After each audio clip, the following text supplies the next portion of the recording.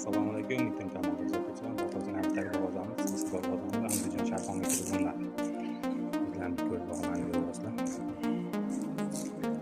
Darvozamiz razmerlari eniga 3.4, bo'yiga 3.33 bo'lgan.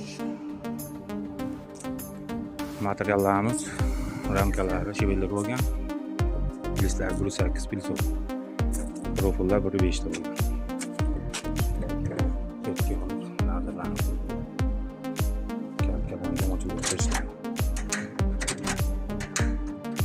Darvoza xizmatlariga kerak bo'lsa xizmatlarimiz ikkita viloyatga xizmat ko'rsatamiz. Agar bir darvoza ma'qulmi? Tilaylaringizni bir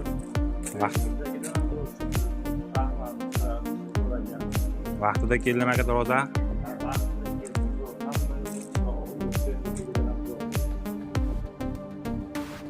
Xizmatlarimiz murojaatga chiqaverasizlar.